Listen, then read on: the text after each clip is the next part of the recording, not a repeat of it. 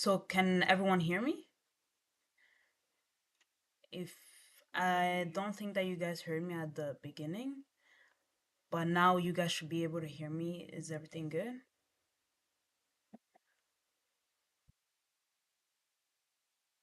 It should be good now.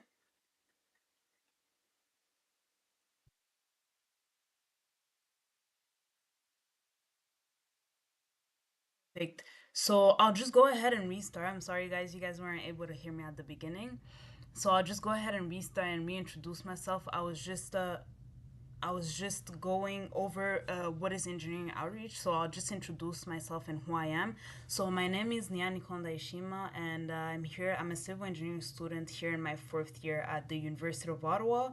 And today I have the privilege of presenting you guys a little workshop that I have prepared for you. It's gonna be fun. It is the cybersecurity month, so it's gonna be in that topic of cybersecurity. So I want to tell you guys what is engineering outreach and present to you guys a little bit about it. So engineering outreach, it's where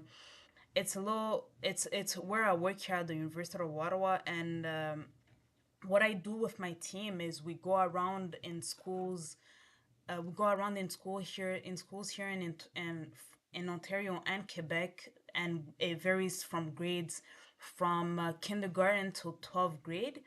And what we go around doing in high school is presenting kids with STEM workshops. So STEM workshops is workshops that are like in the topic of science, technology, engineering, and mathematics. And what we're doing essentially is trying to get teach the kids those topics and get them just a little bit introduced to those topics. And it's like hands-on, so we bring like some activities to them and they can have a hands-on experience with those topics. So that's a bit of what I do with engineering outreach. And just to begin, I would like to ask you guys like just a simple question. Like, I'm wondering if you guys know what an engineering a scientist is and how that varies. Because here today, I'm here to explain to you like how an engineering and a scientist kind of varies and how they relate to each other.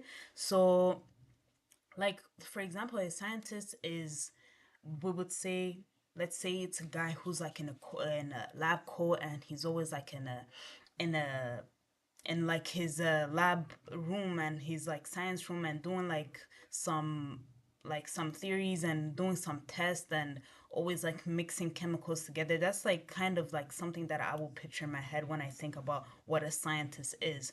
But it's not just that. So a scientist is essentially like it's someone who's curious, and he's curious about a lot of topics in the world. So he goes and like he tests some stuff out, and he like makes theories, and like through tests he comes up to like a conclusion.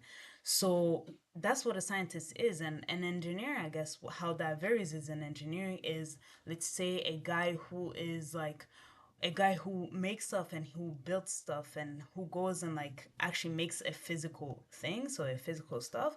So how these two people relate, I guess I could help you to understand it if I give you an example. So the example will be, say, so the example would be, imagine how a rocket is able to launch inside in the air. So how is a rocket able to go in the air? So how that example relates to a scientist and engineer is, if you look at a rocket going up in the air, you kind of see like the fire at the bottom of the rocket that launches it in the air. And that through that fire, what that phenomenon is called, it's called combustion. So with that combustion, it's gonna create energy, and that energy is able to launch it in the air. So through that fire and the energy that's at the bottom of the rocket, it's gonna be able to go up in the air. So coming back to the scientist and engineer, so a scientist is a guy who was able to discover this fact. So he discovered that fire, that combustion, is able to create some energy. So he went and he talked to the engineer, and he told the engineer, hey, listen, a little fact for you, if you have fire, you can create energy, and that energy could create something very big. And that engineer, he went ahead and he took, for example, a rocket, and he built it together, and that rocket is now able to go up in the air. So that's kind of like how it relates to how a scientist and engineer kind of work together. So that's just a little so that's just a little introduction to that. So if we go ahead and start with a bit of the cybersecurity and what I'm gonna be explaining to you today, so the activity is gonna be called cybersecurity cryptography. Let me just show you.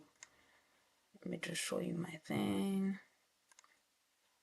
Just give me 1 second.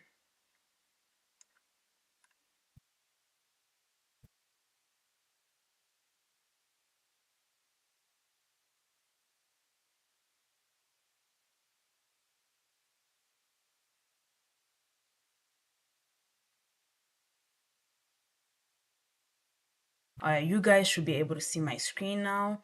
And yeah, so today I'm gonna be just explaining to you cybersecurity cryptography, and we're just gonna be going through over it, and I'm gonna explain to you what cryptography really is. Let me just go into full screen real quick so you guys can see.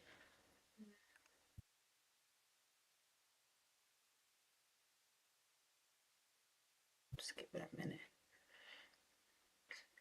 All right, you guys should be able to see.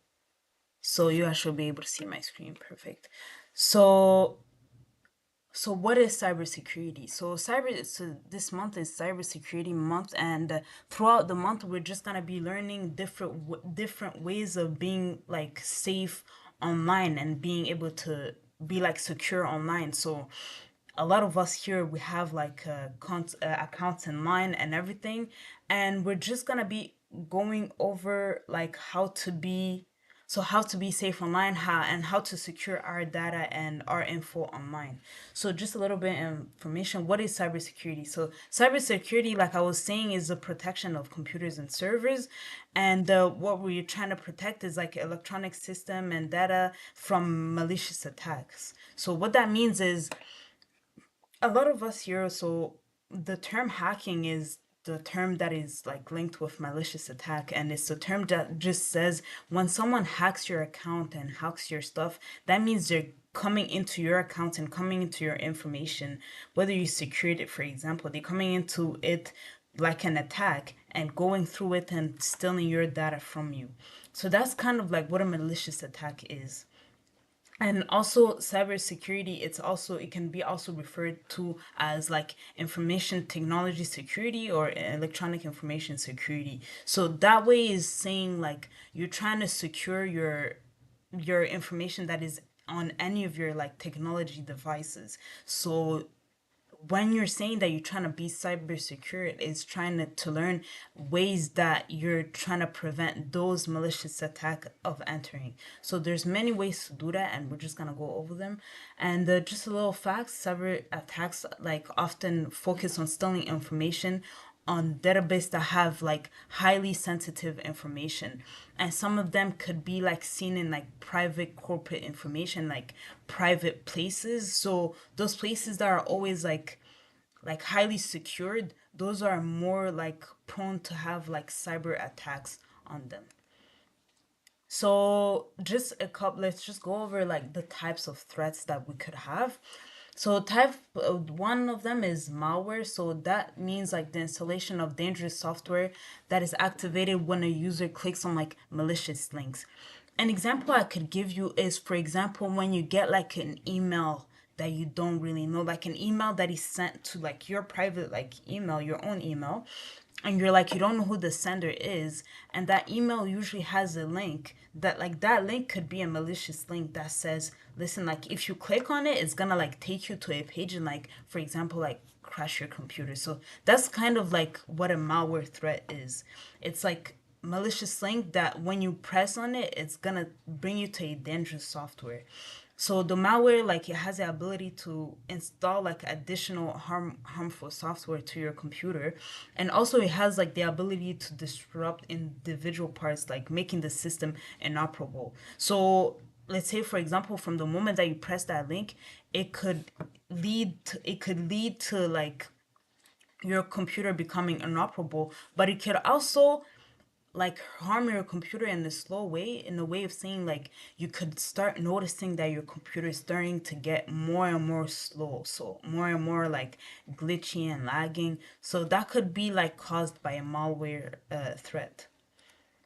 Another type of threat that there is, it's phishing. So that's like using fake communication through emails, phone calls, and text message to deceive the user. So like I said, some of the cybersecurity threats, they go through emails, phone call, and also text messages. So that's why it's always recommended that when you get a phone call that you don't really know who the number is, it's not always like a good idea to answer that phone call. Or like I said, it through the emails, when you see an email and you don't really know where that email is coming from, it's not really a good idea to go and like try to really follow the links are inside the email.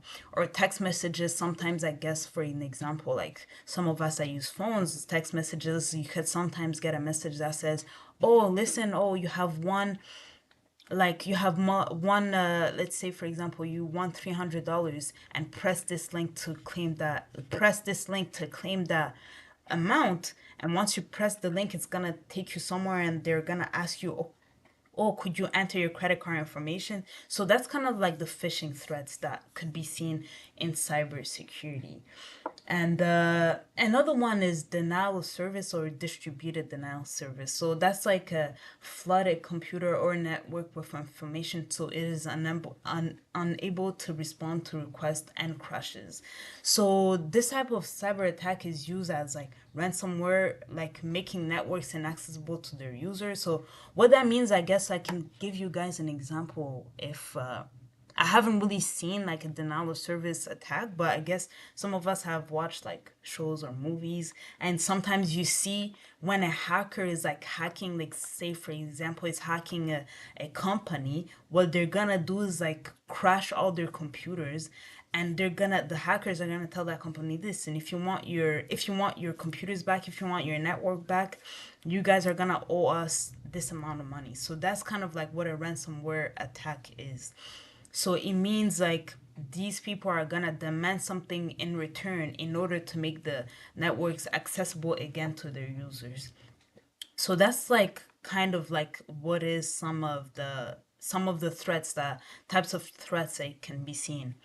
And then now I'll just go over like how to protect yourselves from these cyber attacks. So one way you could protect yourself is regularly update your software. What that means is usually we do neglect that part of like updating the software, or sometimes you get like the little button that pulls up and says, "Oh, you need to update your software." And you tend to usually just ignore it and like leave it to the side. But it's important to like really regularly update the software, because sometimes these updates comes with key things that are gonna go inside your computer and like either make it more secure or make it more stronger. So it's very important to really update your software. Another way of protecting yourself that is very important is keep strong passwords for all accounts. So when it comes to passwords, one thing that's like recommended is having a strong password. And sometimes I do realize that some of us, we do neglect that part. Is It's not good to have a password with like a word or like a name that like your mom's name or like your dog's name, because these are all common things that like people know these names. So it's more a good idea to have a strong password, like something that not a lot of people know, or something that uses like a lot of characters. So that's a way of like protecting your passwords for all accounts. It's not good to have like similar passwords and stuff like that. It's not good to have like a simple password like 123, or like cat 123. Like that's not considered a strong password. Strong password has a lot of characters, and in a way that password has to be like different for all accounts, because you want to make it hard to like have a malicious attack against your account. So it's not really good to have like a weak password. Another thing that you could do is avoid clicking any suspicious links or file. So like I said, when you're met with like a suspicious link or a suspicious file, if you don't know anything about that file, or if you don't know the sender, it's not recommended to click on it or to follow those links, because it could be, like I said, like it could be a malware link or like a malware threat, and that link is gonna corrupt your computer. So it's not recommended at all to click on any suspicious link or files. So that's another way of protecting yourself. Another way of protecting yourself is keep your personal information private. Like I said, some of the information that you know, some people know, like it's public information, but always keep your personal information private. Your credit card information, keep it private. Your SIN number, for some of us that have SIN numbers, always keep it private, because these are information that are able to cause like malicious attacks to your own self. So if someone knows your credit card information, they could go in your account and steal your money. If someone knows your SIN information, they can go and like steal your identity. So it's really not recommended to have like your personal information out there, like on your social media accounts. It's really good to like stay safe with your personal information. Another way you could protect yourself is by using a multi-factor authentication. So what that means, having a multi-factor authentication, is, for example, if you want to log into your Gmail account, you could have a login using your password, but multi-factor means like more than one factor. So it means like, for example, having also to verify your identity through your phone, or verify your identity through like an app. So that's what it is to have a multi-factor authentication, because through your phone you could be sent a code that you need to enter through your computer in order to log into your Gmail. So that's why it's like securing your account even more. So if someone even wants to go into your account, they would have to not only know your password, but like it's gonna make it more harder for them to like attack your account. So that's just a way of like protecting yourself from cyber attacks. Now let's just get a bit into the topic of encryption and what encryption is. Encryption, so cyber encryption is the conversion of information from a readable format to an encoded format. So it's taking like plain text, encrypting it into a ciphertext, and then that encryption is gonna be able to protect the information that was in your plain text. A little bit of an example that you can see on the data here, on the diagram here on the presentation, you can see how this plain text it's taken. So the plain text says, here's my private data. So this is like plain text that you want to protect. How you're going to protect it is you're going to encrypt it, using a public key, and then that encryption is gonna create the encrypted text, which is called the ciphertext. And this is kind of like, it looks like blurred information. Like if you saw this information, you will probably think like someone just went and typed on their keyboard, but it's actually just like encrypted message. Through that ciphertext, you can send it to someone, like for example, and they can decrypt that ciphertext using a private key. And through that decryption, it's gonna be able to return back to the plain text. So that's just an example of how that works. And what's important about encryption, it helps protect like sensitive information. Like through that protection, it's gonna prevent unauthorized people, like people that you don't want to access that data, and it's gonna be able to prevent those people from gaining access to your information. So that's kind of like how encryption works. And today's activity is gonna be creating a cipher will. But before we do the activity, I just want to show you guys uh, just another activity that would be pretty interesting to do. Let me just present it right here, just to present you guys what encryption is. So another good activity, for example, to show you guys like encryption is, let's say, for example, we have this message right here. So we have this message right here, and this is gonna be like your encryption grid to help you fill up this message. So how that works, you can see that every number here on the grid is connected to a letter. So like say the first letter here, the first number here is 19, meaning that the first letter here would be the letter S. And when you follow that grid, it's gonna be able you're gonna be when you follow that grid, you're gonna be able to really figure out what the message that is trying to what is the message that is trying to be sent out. So that's kind of like a small example of what that's kind of like a small example of what encryption is. And yeah, so that's an example of what encryption is. We could go ahead and like try to solve it. And for example, you have the grid and you have the grid and you have the message. So if you follow it, the first letter it's S, the second letter is T, the third letter is A, so on and so on. So the fourth number is, we have 25, and then we have 9, which is I, we have 14, which is N, we have 7, which is G, we have a space, and then we have 19, which is S, we have 1, which is A, we have 6, which is F, we have 5, which is E, and then we have another space. We have 1 again, which is A. We have 14, which is N. We have 4, which is D. And then we have another space, and then so on and so on. So I'll just go ahead and do it.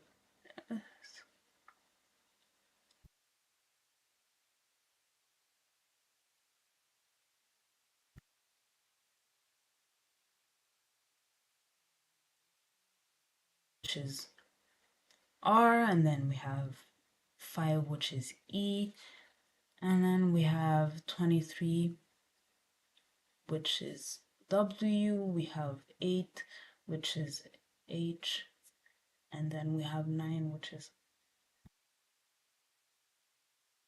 we have 12. 12 is L. 5 is E. We have 21, which is U. 19 is S. 9 is I. 14 is N. 7 is G. 3.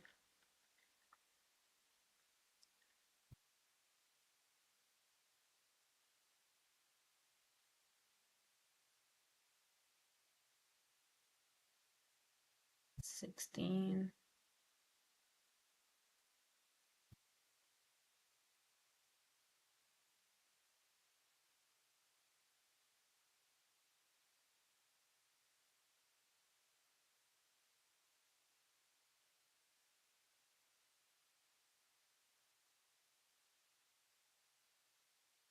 We have 9 is I.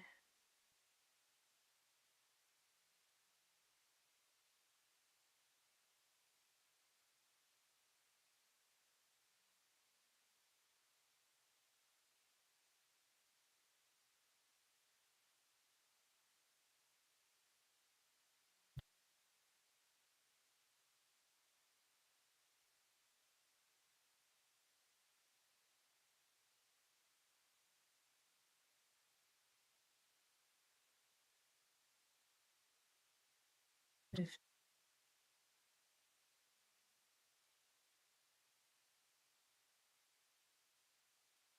18.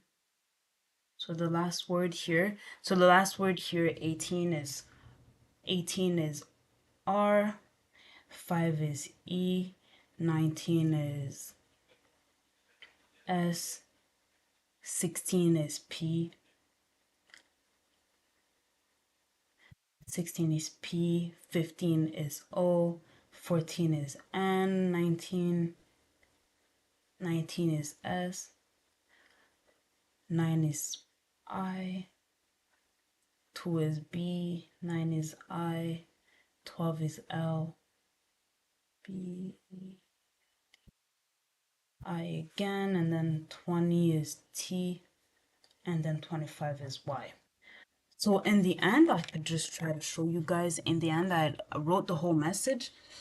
And let me just see if you guys can see it properly. So in the end, the message, what it said is staying safe, staying safe and secure while using computers is everyone's responsibility. So that's kind of like a way, it's kind of like a long way. Sorry, just real quick. Yeah, so that's kind of like a long way that you guys could like take this message and like go ahead and go ahead and like decrypt it using the grid that was given right there. So that's just a quick example. So that's an example of like using encryption and whatever. And this is an example. So what we can go ahead and I'm gonna show you guys the activity actually that we can do together. And that activity is creating a cipher wheel. So for me, I have already went on and created my cipher wheel. So this is kind of what a cipher wheel looks like. So a cipher wheel, say essentially you have the big circle and then you have the small circle and it's attached by a brass fastener. So the big circle is gonna be, so yeah, the big circle is gonna be your so the biggest circle is gonna be your encryption, and the small circle is gonna be your decryption. I'm gonna show you guys an example so that you guys are able to like understand it. So let's say, for example, this is the starting point. So the starting point, you have my arrow and it's pointing at the A. So the starting point, this is how we are straight. So here, there is no key or there is no encryption technically because every letter is aligned together. So an example of how that works. So if we want to have, if we want to have like a key to encrypt something. So how that works, let's say for example, I want to have an encryption that uses a key, and the key is 8 steps going clockwise. So how that works is you're gonna take your center circle and you're gonna move it 8 steps in the clockwise direction. So the clockwise direction is going like this. So what you're gonna do is you're gonna go ahead and count the steps. So this is steps one, that's two, that's three, that's four, that's five, that's six, that's seven, and then that's eight. So right now, this is how the final steps look. So this is the cipher wheel encrypted with the key being 8 steps going clockwise. So with this cipher wheel, we have our cipher wheel and we're gonna keep it like this. And the message today that we wanna encrypt, say for example, it's the message that is hello world. So it's very simple. So we have hello world. Show you guys in a minute. And we wanna encrypt this. We wanna encrypt this message. I'll just keep the light open so you guys can see. So we wanna encrypt this message. So hello world is a message that we want to encrypt. How that's gonna work is we have our cipher wheel right here, and we're just gonna follow the letters. So for example, the first letter in hello world is the letter H, and we want to figure out what is the encryption to that letter. How that's gonna work is we're gonna have the letter H, and it's gonna be, here's the letter H on our wheel. The letter H is connected to the letter Z. So here's the encryption. So we're gonna follow it like this. So the letters at the top is gonna be the letters from your plain text, and the letters inside the small circle is gonna be the letters for your ciphertext. So if you follow these steps, what the encryption for hello world should look like, it's gonna be H for Z, it's gonna be E for W,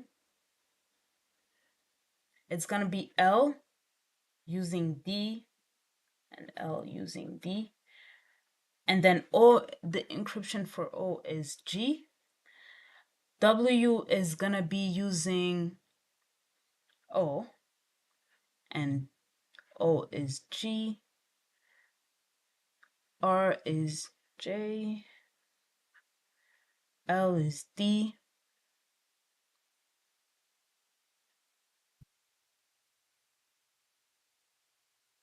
And D V. D and D is V. So our encrypted message should look like this. So if we follow, just see if you guys can see. So that's how our encrypted message should look like. Following our cipher will, we just follow the steps, and if we follow the steps, like H is gonna become Z, and E is gonna become W, L is gonna become D, and L is also gonna become D, and then at the end, O is gonna become J, and then for the letter world, we're also gonna encrypt it using that way. So we're gonna have W that becomes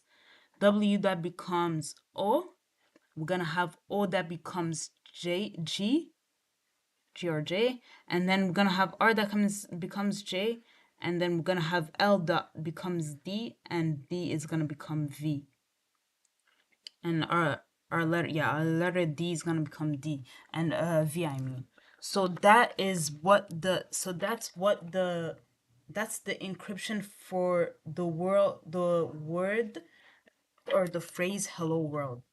So that's kind of like how our cipher will functions. So this is kind of what it looks like and how you follow it. Like I said, your plain text is gonna be the letters at the top, and your cipher text is the letters that are inside. So that's a bit how that functions. And now we encrypted. Another activities that we can do actually is doing the decryption. The decryption is, like I said, using the same, in order to decrypt and encrypt, you have to use the same key. So the example is like when you think of it like this, when you're walking inside your house, you have to have a key. So that key, it can be a different key. It has to be the same key. So if I give this message "hello world" to my friend, for example, I would have to also give them the key. And like I said before, the key was 8 steps going clockwise. So my friend who has the cipher wheel, I'm gonna tell her, listen, if you wanna decrypt this message, you're gonna have to use the cipher wheel with the key being 8 steps clockwise. They can't use a different key or they're gonna have like a different message. So in order to decrypt our message, say for example, "hello world," they would have to have the arrow pointing up at I, which is the steps that I said, 8 steps clockwise. So that's just a little example. If we do another message and we want to decrypt it, for example, we want to decrypt a message. So I could give like an example. I have a message right here prepared, and this is going to be an example of a message that we want to decrypt. I have the key. So I'm going to tell you guys, listen, here's my message. The message, I'll show you guys in a minute.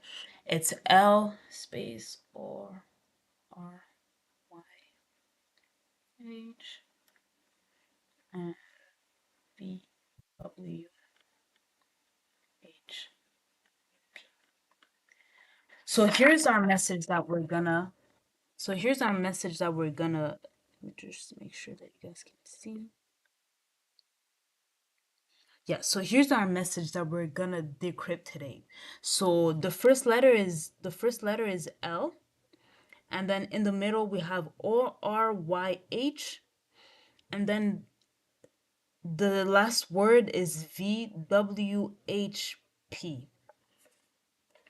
That's the message that we're going to decrypt today. And the key for this message, the key that was given to me, is gonna be it's gonna be 3 steps going counterclockwise. So 3 steps counterclockwise. If we take our cipher wheel, so the cipher wheel is right now, our cipher wheel is right here on I. What we want to do is reset it at the beginning. So we want to take it back to A.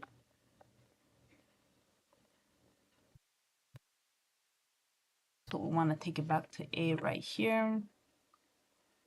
So now we took it back at the beginning. So like I said before, the key that now we're using is 3 steps going counterclockwise. So counterclockwise is gonna be going this way. So we're gonna take the 3 steps. We're gonna take 1, 2, and then 3. And this is the final position. So that's 3 steps counterclockwise. Just make sure that you guys can see. So right now our A is pointing up to X. So this is gonna be the wheel we're gonna use in order to be able to decrypt our message. So I have the message right here. So I said before, the first letter is L. How we're gonna know, so right now we're decrypting, so we need to refer to the top wheel, and our ciphertext is the small wheel. So we need to go and find L on the small wheel and try to corroborate with the letter that's gonna be at the top wheel. So if we go and try to find where L is on the small wheel, so it's right here. So L is right here. Sorry. L is right here. And L is gonna decrypt to I. So we can go ahead and write that down. It's I. So on and so forth. The next letter on the next word, it was O. O, O, it relates to L. So we're gonna write that down. It's L. And then the next letter is R. We're gonna find R on our wheel. R is right here.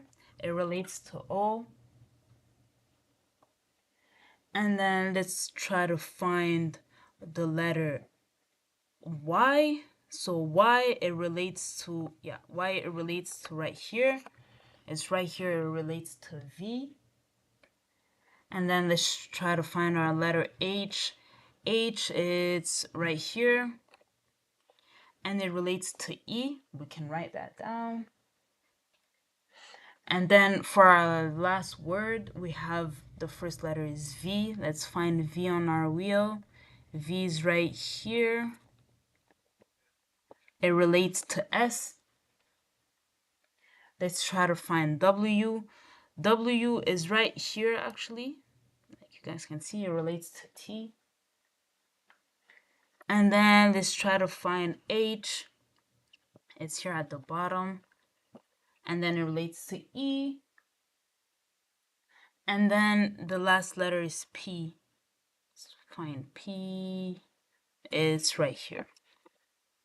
And it relates to M.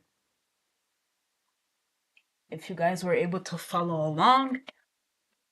So the decryption for the word that we had is just the phrase, I love STEM. And that's just a bit of an example of how the cipher wheel works using an encryption, either counterclockwise or clockwise. So right now I presented a bit of how that works. That was the activity that I had for you guys today. And yeah, so that's just a bit of an example of how the cipher wheel works, and you guys could use it anytime, like with your friends or whatever. If you guys have a cipher wheel, you guys can send each other like encrypted and decrypted messages, and that way you could like have secret messages that no one can read unless they kind of know your key. So you need to have a key, and then you need to use that key in order to encrypt or decrypt your message. So that's just an example of how that works. And if you guys loved like this activity, there's also another activity that I want to show you guys. Kind of fun. Just show you.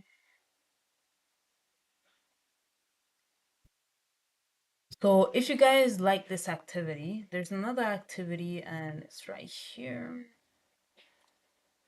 So on our explore page, actually, I will put the link in our banner just for you guys to be able to see.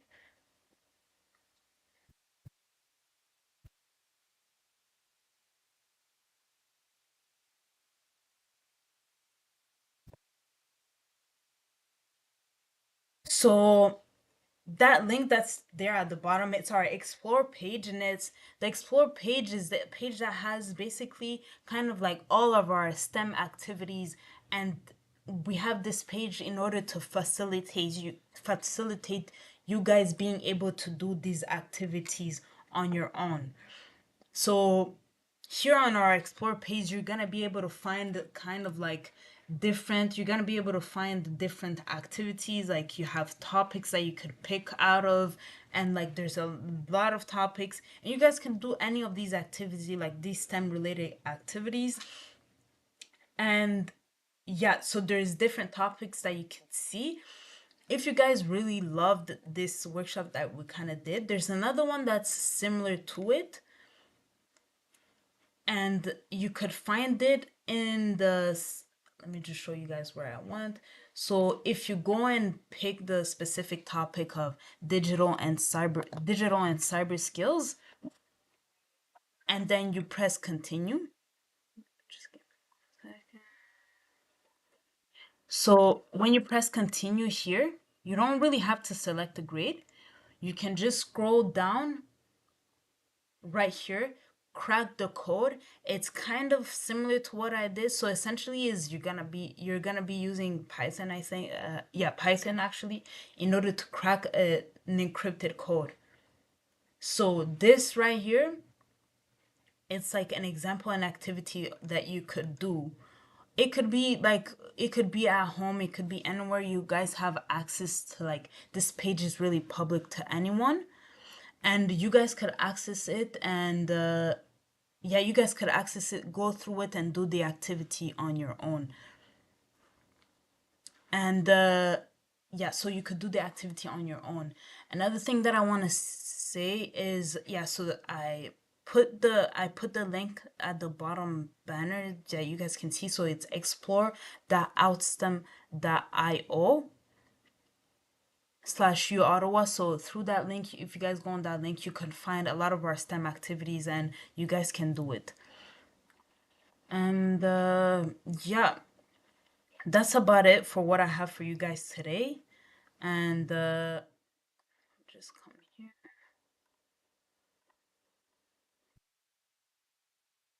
Yeah, so that's what I have for you guys today. And just I'll show you guys real quick. So if you guys have any comments, or if you guys have any questions, anything that you would like to reach out to us, I'm just gonna show you guys our email, so you guys could send us our email.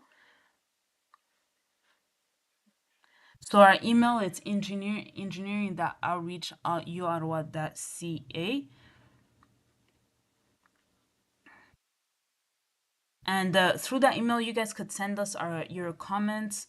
You guys can send us your comments and what you guys think about this workshop, or you guys could also send us your questions, any questions that you guys have. And yeah, we're gonna get back to you. And yeah, I hope you guys wrote that down. I'll just come back. So yeah, you guys could send us your questions, any comments that you guys have. And yeah, we're gonna answer back to you guys at any time. So feel free to send us any messages, any comments that you guys have for the workshop today, or any questions following any other workshop. And yeah, that's everything from me. Thank you guys for being here, and I hope you guys had fun.